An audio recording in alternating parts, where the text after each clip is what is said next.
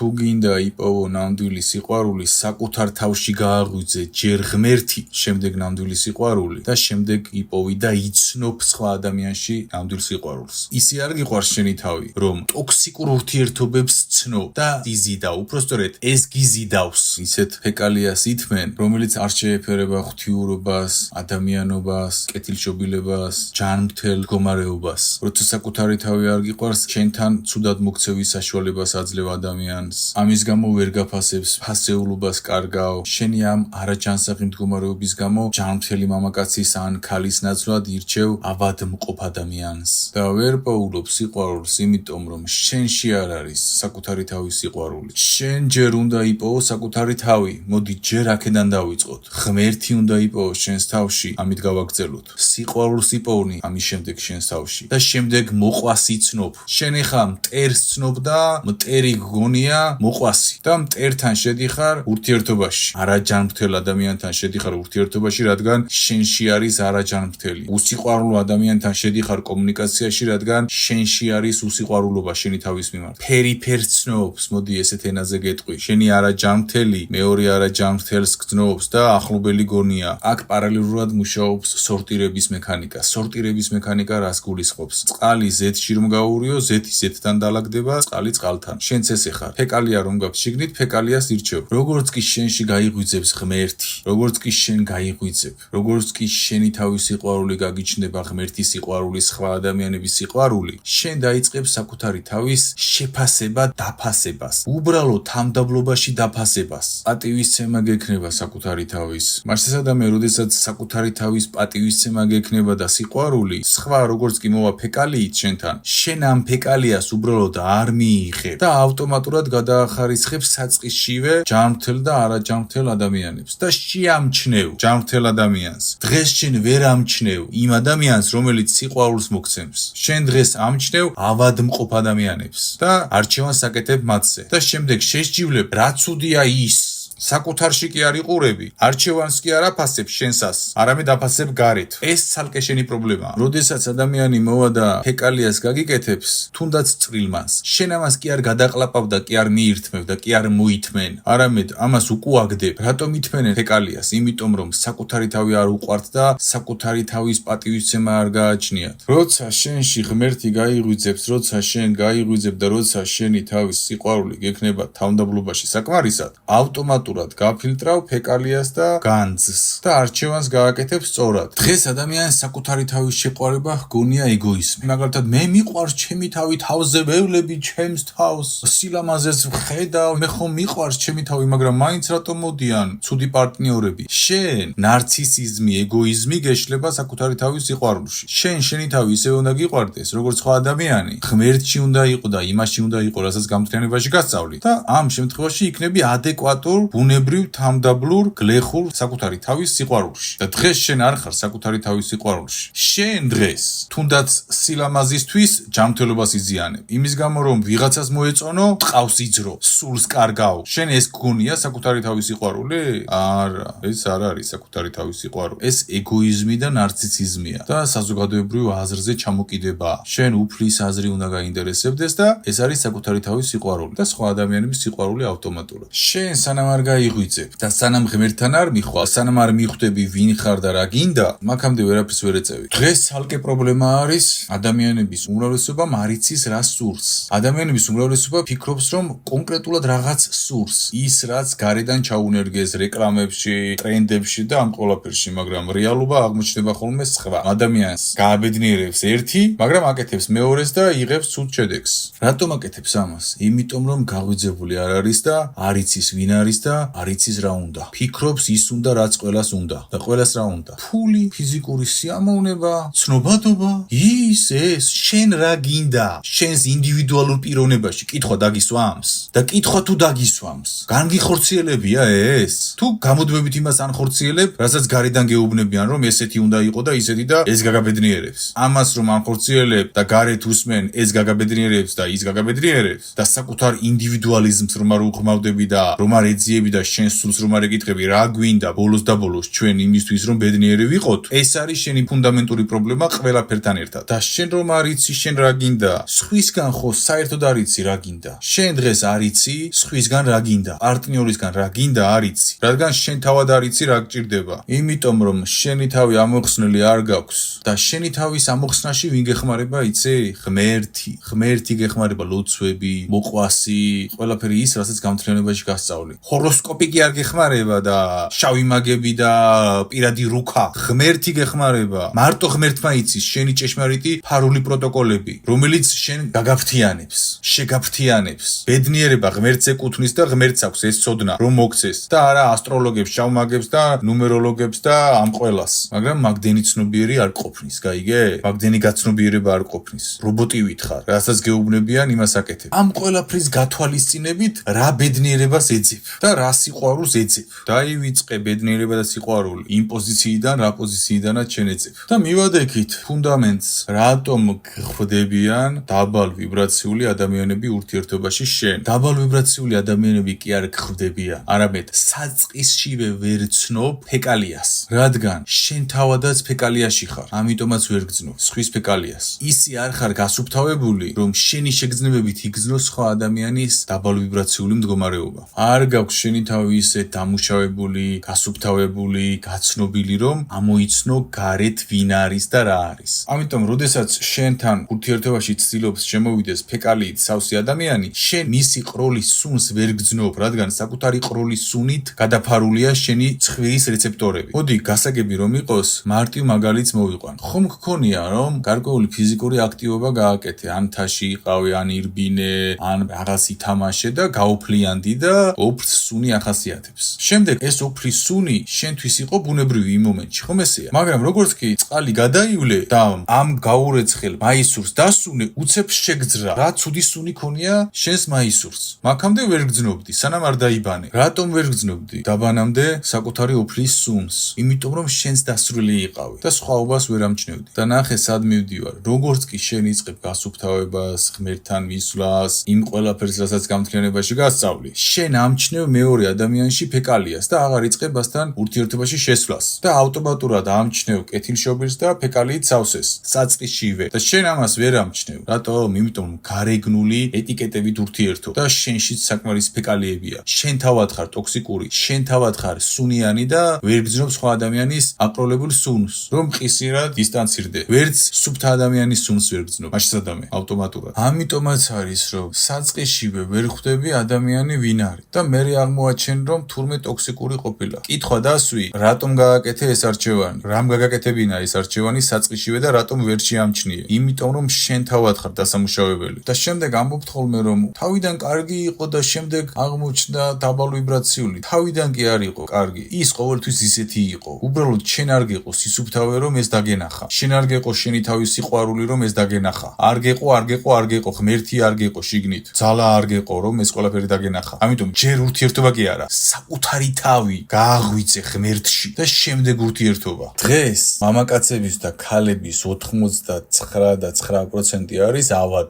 ანუ ყველანი ავად ხართ ალბათ კითხვას დასვამ გიორგი შენ ავად არ ხარ მაშინ შენ თუ ამ ცოდნას გააცნობიერებ დღეს რასაც ვლაპარაკობ და განახორციელებ აღარ იქნები ამ დაავადებით ეხლა რით ხართ ავად და რით ხართ ტოქსიკურები ბიჭს მოწონს გოგონა უფიქსირებს რომ მე არ ვარ ურთიერთობით დაინტერესებული მაგრამ ბიჭი არ ჩერდება ეს ხომ გარე პროგრამაა ჩადებული რომ ბიჭმა უნდა იბრძოლოს პრინცესა უნდა გადაარჩინოს კოშკიდან უნდა დაიხსნას და სინამდვილეში რა ტოქსიკური პროგრამები ჩადეს ჰოლივუდმა და მოთხრობებიდან და ყველა ამ ტოქსიკური ცოდნებიდან თქვენში ეხლა აგიხსნით მოკლედ ბიჭმა გამოხატა გოგონას მიმართ ყურადღება გოგონამ უარი დაურტყა რადგან გოგონას არ მოსწონს ეს ბიჭმა განაგრძო მარცხნიდან მიუდგა მარჯვნიდან მიუდგა ზემოდან მიუდგა ქვემოდან მიუდგა მეზობლიდან მიუდგა ძმაკაციდან და ქალიდან საჩუქრიდან ამიდან იმიდან ყველა მხრიდან მიუდგა გოგო პასუხობდა არა არ ვარ დაინტერესებული მაგრამ საკითხი რაშია იცით გოგოებო შენ სანამ 10 ჯერ ეტყვი მამაკაც არას ერთხელ რომ უთხარი არა და მეორეჯერ გამოხატა და მეორეჯერ უთხარი არა მესამე ჯერ უკვე კომუნიკაცია უნდა შეგეწყვით და აბსოლუტურად თუ შენ ჩამრთელი ხარ მაგრამ არ ქენი ეს ამიტომ როგორც გოგო შენს ტოქსიკური ხარ და როგორც ბიჭი შენს ტოქსიკური ხარ შენ როგორც ბიჭი ტოქსიკური იმიტომ ხარ, რომ 10 ჯერ გამოხატე ქალვაჟური გოგოს მიმართ და 10 ჯერ ვარი გითხრა. არ გეყო ამდენი არა. ნებას რომ პატივს არცემ, ეს საერთოდ სხვა საკითხია და ნების უპატივცემულობა რომ ქალვაჟური გმირობა გგონია, ეს ცალკე შენი ილუზიაა. და 10 ჯერ რომ ვარი გითხრეს და თვით შეფასება დაგეცა და ამდენი რესურსი წყალში გადაყარე და აგრესიაში გადაგდის უკვე, რომ შედეგი ვერ მიიღე. ამ დროს გოგო კითხვას სვამს, რომ უიმე ეს რა აგრესიული ყოფილა და როგორ ცუდად მელაპარაკა და რა ცუდი ყოფილა. გოგონებო, რატომ ხდება მამაკაცი აგრესიული მაგ დროს იცით? იმიტომ რომ 10 ჯერ შემოგთავაზა ქალვაჟური და 10-ვე ჯერ ვარი მიიღო. მეორე შემოთავაზებაზე თუ არ გინდოდა, უნდა გეთქვა ვარი და კომუნიკაცია შეგეწყვიტა. მაგრამ შენ ეს არ გააკეთე. შეიტყუე, რომ იქნებ ეხლა მომეწონოს, იქნებ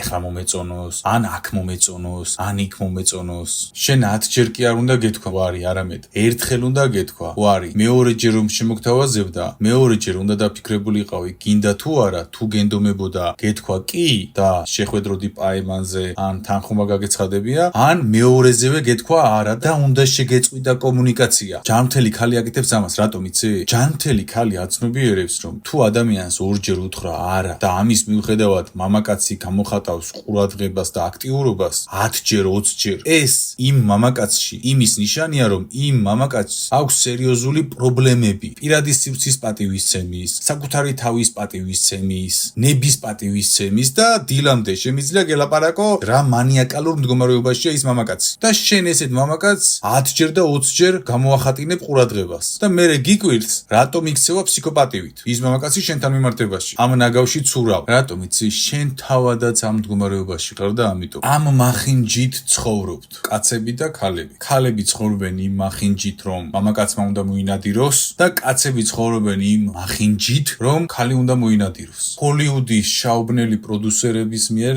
შექმნილი ფილმებით, მულტფილმებით და ამ ყველა პროცესებით ხელმძღვანელობ. ამ პროგრამებით აღგზარდეს, რომ ბედნიერი ვერ იყოს ვერც ქალი, ვერც კაცი. კაცმა უნდა მოგინადიროს და ქალი უნდა იყოს მსხვერპლის პოზიციაში. აბა შენ თუ 10 ჯერ აძლევ უფლებას მამაკაცს, რომ ყურადღება გამოხატოს ქალვაჟურის, ესე იგი ის შენზე ნადირობს და შენ ავტომატურად ნადირის პოზიციაში, მსხვერპლის პოზიციაში გიჭირავს თავი და ადრე თუ გვიან გაყოფ თავს. ყოველ შემთხვევაში თავს თუ არ გაყოფ და თუ ვერ მოგინადირებს, წყევლას ან ნეგატიურ დარტყმას მამაკაცისგან აუცილებლად მიიღებ აგრესიას და ეს ვარესია, რადგან შენ ის ადამიანი შეიტყუე რაღაც კოშმარში. ნახე, კაცმა შენ კი არ უნდა მოგინადიროს, არამედ უნდა გაჩვენოს მისი შინაგანი სამყარო და შენც უნდა აჩვენო შენი შინაგანი სამყარო და ამით უნდა მოინადიროთ ერთმანეთი და არა შვილდისარით და იარაღით. დღეს თქვენ ერთმანეთზე ნადირობთ და ნახე, გაგახსენდეს, რომ თუ შენზე მამაკაცი ნადირობს და შენ ამის უფლებას აძლევ და ამ პოზიციიდან ურთიერთობ მამაკაცთან, ნადირი მონადირე. ის თუ შენს მიმართ გამოხატავს ყურადღებას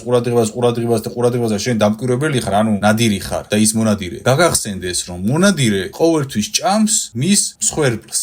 გინდა არ გინდა, მონადირის ინსტინქტი არის ეს და შენ ამ ინსტინქტს რომ აღვივებ მამაკაცში და 10 ჯერ უთხარი ვარი და ბოლოს მოგინადირა, შენ მთელი ამ ხნის განმავლობაში მასში აღვივებდი მონადირის ინსტინქტს და ავტომატურად მის ქვეცნობიერში შენ ხარ მისი მონადირებული ნადირი, მისი საკუთრება. და მერე გიკვირს, საკუთრებასავით რატომ გექცევა? შენ თავად ექცევი შენს თავს მსხვერპლივით და ასწავლი მამაკაცს კოშმარს და ისიც ამას აკეთებს. შენ მამაკაცმა უნდა გაჩვენოს თავისი შინაგანი სამყარო და ერთხელ თუ ეტყვი არას, ეს უკვე შენი ქალური თავმოყარეობა არის, კარგი. ორჯერ თუ ეტყვი არას, ეს უნდა იყოს შენი ჭეშმარიტი არა. ამის ნაცვლად უფლებას აძლევ 10 ჯერ და 20 ჯერ გითხრას, მოგწეროს და პასუხობ არას. ანუ ნადირობის უფლებას აძლევ შენ თავზე. კუდში აზდევინებ და მერე გიყვარდება, გინდა არ გინდა. და მერე კოშმარში ყოფ თავს. დღევანდელი გოგონას პრობლემა არის ის, რომ კაცისგან ელოდება მონადირეს. ოღონდ არ უნდა მე რა ადმინდა მონადირე კაცი. არა, ამაზე ელოდები შენ, რატომ იცი? შენ თავად არ გამოხატავ ყურადღებას. ნახე, მამაკაცი თუ გამოხატავს შენს მიმართ 10 ქულის ყურადღებას, შენ მინიმუმ უნდა გამოხატო 7 ქულის ყურადღება და შენ 7 ქულის ყურადღებას კი არ გამოხატავ. 1 ქულის ყურადღებას გამოხატავ. ნადირის მდგომარეობაში ხარ და ავტომატურად კაცს მონადირის პოზიციაში აყენებ. უпростоრად ესეთებს იზიდავ, თორემ ეხლა ჩემთან რომ გამოხატო ეს, რა თქმა უნდა მე არ ვიაგირდები მაგაზე და არ გამოგეკიდები შვილდისრით.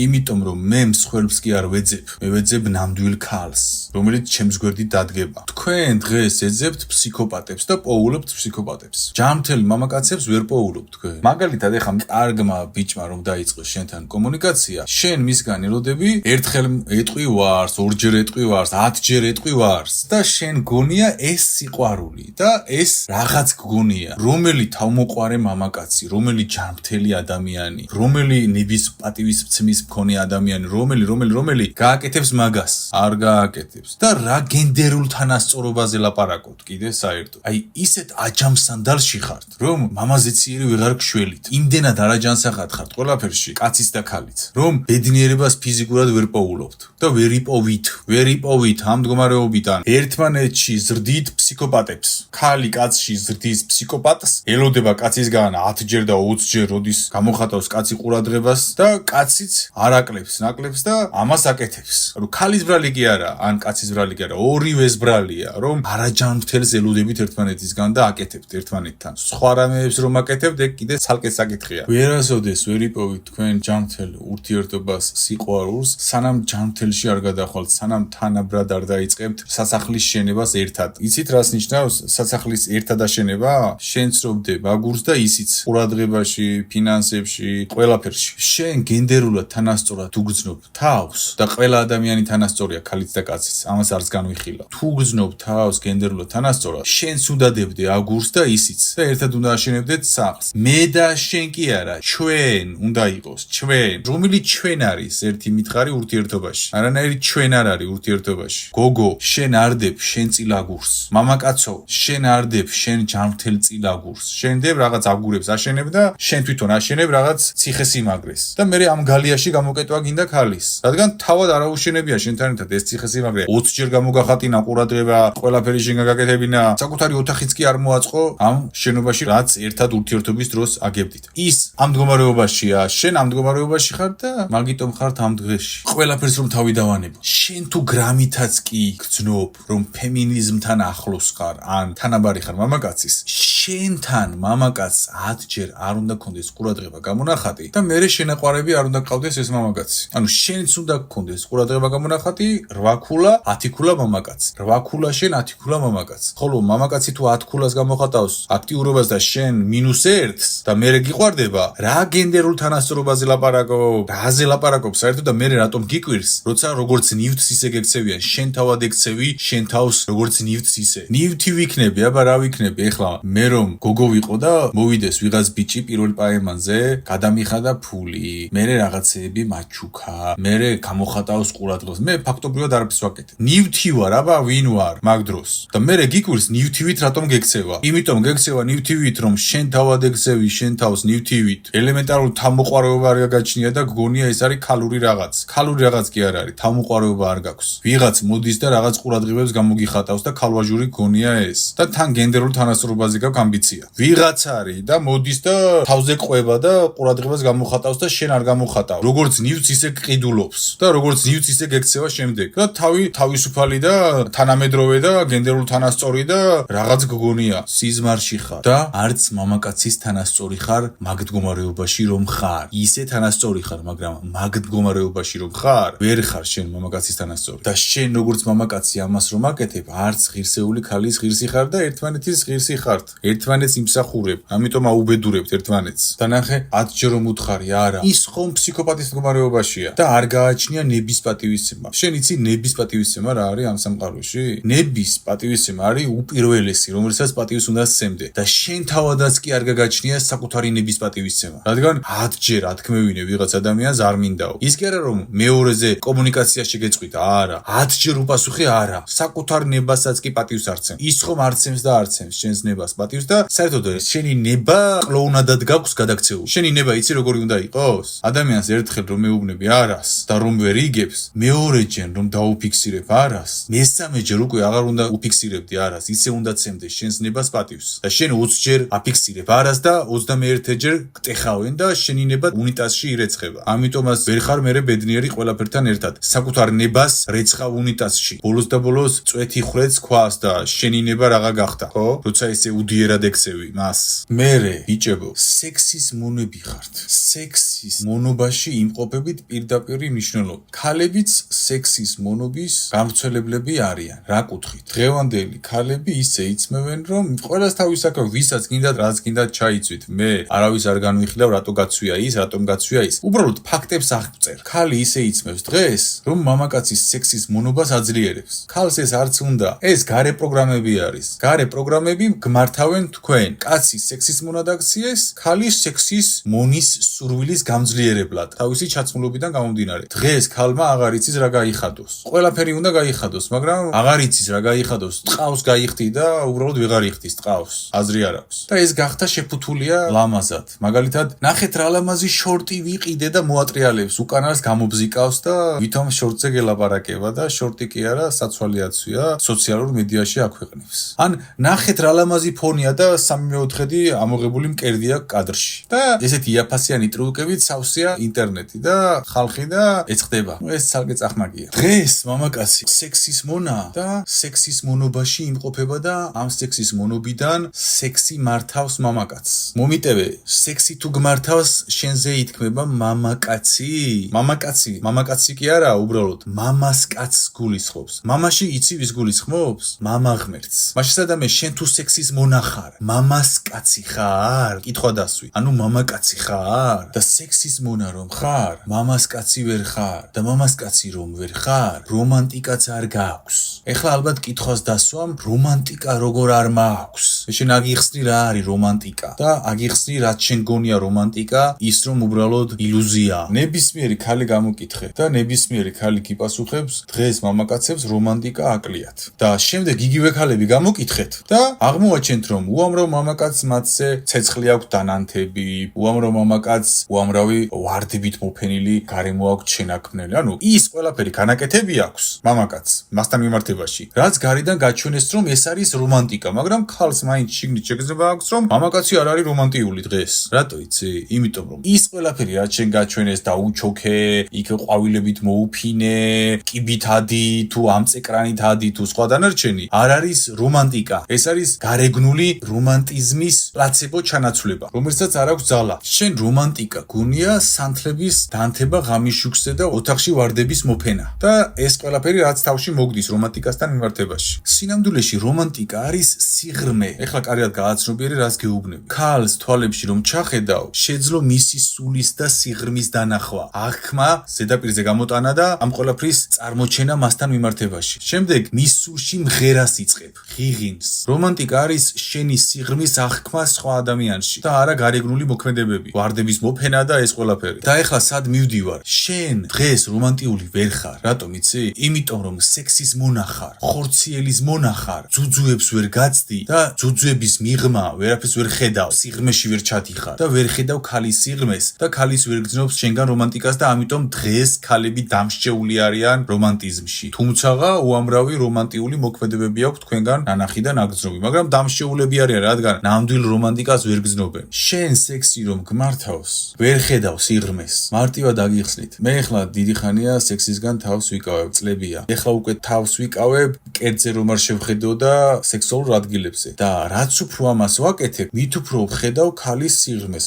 თვალებში რომ ვხედავ, ის სულში ვიყურები პირდაპირ. და სანამ სიძვას უკან არ გადაწევ, მაქამდე შენ ამ სიღრმეს და რომანტიკას ვერ დაინახავ ქალში. ამაშია საქმე. სანამ სექსის მონა იქნები, სანამ ძუძუები და უკანალი და სანამ ამ ყველაფერს არ გაცდები, მაქამდე შენ ვერ იქნები რომანტიული. და როგორც კი სექს უკანა ნაწილზე გადაწევ, შენში იღვიძებს სიღრმე, ღვთიური სიღრმე იღვიძებს, ღმერთი იღვიძებს და შენ ხდები რომანტიული და ძალიან დიდი ხდები ყველაფერთან ერთად. საინტერესო, ღრმა, იმაზე მეტი ვიდრე ეხლა გონი და შენ ეხლა ხარ პრიმიტიულ დონეზე, აი ბაბუინის მდგომარეობაში ხარ და ბაბუინის მდგომარეობაში რომ ხარ, რა რომანტიულობაზე გაქვს ამბიცია, ან რა ქალის გაბედნიერებაზე გაქვს ამბიცია, ან ქალი თუ ხარ და სექსზე ხარ დამოკიდებული, რა რომანტიულობაზე გაქვს შენც ამბიცია, შენს გეხება ეს. და როდესაც სექს უკან გადაწევ, შენ ხედავ ქალს და ისე ესაუბრები და ისეთ მოქმედებებს აკეთებ, რომ ის შენთან მიმართებაში ვნებით იწვის. საერთოდ არ გჭირდება ყვავილებით მორთო რამე. შენ ყვავილებით იმიტომ მორთავ, იმ ყველაფერს რომ დააკომპენსირო საკუთარი არასიღრმე, საკუთარი ზედაპირულობა, საკუთარი სისუსტე და ეს რაღაცას თითქოს შვება, მაგრამ ჭეშმარიტს არ აძლევს ქალს. და არც შენც ვერ გძნობ ქალს. შენ ძუძუები ვერ გაგზნობინებს ნამდვილ სექსს თუნდაც და ნამდვილ ქალს და ნამდვილ ემოციას. ამიტომ, როდესაც შენ ძუძუებს და უკანალს და სექსს უკანა ნაწილზე გადაწევ, ქალში ხედავ მის სულს. როცა მის სულს ხედავ, შენ ხვდები რა ჭირდება იმ ადამიანს, რა მოსწონს, რა არ მოსწონს, რა ესიამოვნება, რა არ ესიამოვნება, რა აღაგზნებს, რა არ აღაგზნებს. ეს არის რომანტიკა, რომ ჩაწვდე მის სულს და შესაბამისად იმოქმედო. და არა ის, რომ სანთლები აანთო ღამის შუქზე. გამარჯობა შენი. რა უნდა სანთლების ყიდვას და ვარდების ყიდვას და მოფენას? რა უნდა მაგის გაკეთებას? ვერ ხვდები, რომ ჭეშმარიტად რომანტიკა უნდა გახსნა შენში და ამას სჭირდება მუშაობა. თორემ სანთლის ყიდვას და მოფენას არაფერი არ სჭირდება, მაგრამ დღეს თქვენ ამასაც კი აღარ აკეთებთ. ნახე, შენ შეგიძლია იყოს სექსუალურად საინტერესო საწოლში, მაგრამ მერე ამ სიღრმის მერე მიხვდი რას გიხსნე? ეს უნდა იყოს ჯერ და მერე ის იქნება ბევრად მაგარი. მაგრამ შენ მარტო ერთი ხარ, ცხოველური ინსტინქტი, ბაბუინი და ქალს ეს არანაირ ბედნიერებას არ ანიჭებს. არც შენ, ოღონდ შენ გონია რომ განიჭებს ბედნიერებას, პრიმიტიული სექსი. მაგრამ არა, ძალიან დიდ ძალისხმევას ხარჯავ, მაგალითად, დიდხანს რომ გაწელო ერექცია ან რაღაცა ტექნიკებზე უამრავ ძალისხმევას ხარჯავ და ამას, იმას, რომელი რაღაცა ვიყიდო, რომ უფრო მეტი ეფექტი მქონდეს, რომელი პრეზერვატივი ვიყიდო, რომ უკეთესი სექსი მქონდეს, ან რომელი ლუბრიკანტი ვიყიდო, ან რომელი პოზა, ანუ ტიპიური რეკლამების მომხმარებელი ხარ და არა რომანტიკოსი ან რაღაც სხვა რამ. და მე გიკვირთ, ქალები რატომ ამბობენ, რომ რომანტიულობა აკლიათ მამაკაცებს. ეხლა ხო ხვდები, რატომ გაკლიათ რომანტიულობა, იმიტომ რომ ძუძუებს ვერ გაცდით. და შენ ძუძუებს ვერ გაცდი და რა სულს უნდა ჩახედო შიგნით. ქართული ფილმი მახსენდება, ნერგები მინდაო. კიო, რა პრობლემაა? ამ ქვის იქეთ რაც არისო, წაიღეო და იმ ქვის იქეთ არაფერი არ არის. ქვა დევს ნერგებამდე. რა ნერგები უნდა წაიღოს? ქვამდე არანაირი ნერგი არ დევს. ეს ქვა უნდა აიღოთ, როგორც იმ ფილმშია. და ნერგების იქეთ დადოთ. ანუ ეს სექსი და ძუძუები და ეს ყველაფერი უკან უნდა გადადოთ. ჯერ, მერე დატკვით მაგით. და შეხედოთ შიგნით რა ხდება. ქალებმაც გადადეთ ეს გარეგნული რაღაცეები, ყურადღებები, ის ყველაფერი რაც აღწერე ნაშრომში და შიგნით შეხედეთ. და ნახე ყველაფერთან ერთად შენ ვერაცნობიერებ გოგოს მდგომარეობას. რა მდგომარეობაშია გოგო? განსაკუთრებით ლამაზი გოგო. მაგრამ ყველა გოგო ამ მდგომარეობაში. იქიდან გამომდინარე, რომ ბიჭების, მამაკაცებს არ უწოდებ, ბიჭების 99% ძუძუებს ვერ გაცდა, ამ ძუძუების ვერ გაცდენას გამოხატავენ ქალებთან მიმართებაში ყოველდღიურად. თან დღეში 20 ჯერ მინიმუმ. სხვადასხვა მამაკაცები კონკრეტულ ქალთან. გოგონა დღისით რომ გამოდის სახლიდან, მთელი ცხოვრება ხედავს სექსი მინდა შენგან, მამაკაცისგან. და წარმოიდგინე, დღეში მინიმუმ 20 ჯერ რომ გამოხატავდეს ქალი შენთან მიმართებაში სექსი მინდა შენთან. ეხლა კი, მინდა რატომაც არა, მაგრამ შენ რომ ეს პროცესი გავლილი ქონდეს ცხოვრებაში, ყოველდღიურად 20 ჯერ რომ გეუბნებოდეს, უკვე ალერგია გექნება ამაზე. უკვე ცუდი რეაქცია გექნება ამაზე. ამიტომ ქალები დღეს ესე არიან. შენს თვალებში ხედავს სექსი მინდა შენთან. მამაკაცი ეუბნება რა ლამაზი თვალები გაქვს, თუნდაც უცხო. და ქალი კითხულობს სექსი მინდა შენთან. რატომ კითხულობს, იცი? წარმოიდგინე ახლა მთელი ცხოვრება,